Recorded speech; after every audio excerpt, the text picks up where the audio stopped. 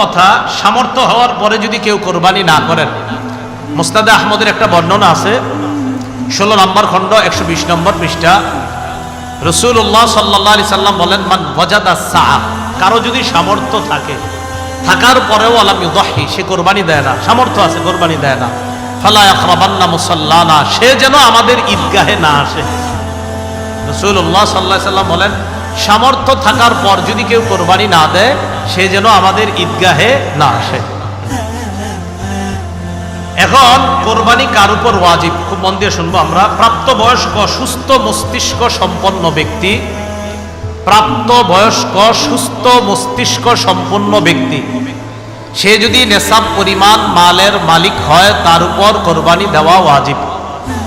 আবার বলছি, সুস্থ মস্তিষ্ক সম্পন্ন নেশাব পরিমাণ মালের মালিক যদি 10, 11, 12 তারিখ এই 3 দিনের কোনো একদিন হয়, 10, 11, 12, আবার বলছি 10ই জিলহজ, 11ই জিলহজ, 12ই জিলহজ সূর্যাস্তের আগে, 12ই জিলহজ সূর্যাস্তের আগে যদি কেউ যাকাত দিতে হয়, যেই নেশাব হইলে ওই নেশাবের মালিক যদি কেউ এই 3 দিন হয়, যাকাত দেয় কয় বছর পুরো হইলে?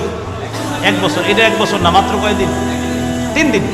3 দিন, 10, 11, 12 জিলহজ, এই 3 দিন যদি সুস্থ মস্তিষ্ক সম্পন্ন বালেগা নারী পুরুষ তাদের কাছে যদি নেশাব পরিমাণ সম্পদ থাকে, তাদের উপর কোরবানি দেওয়া ওয়াজিব।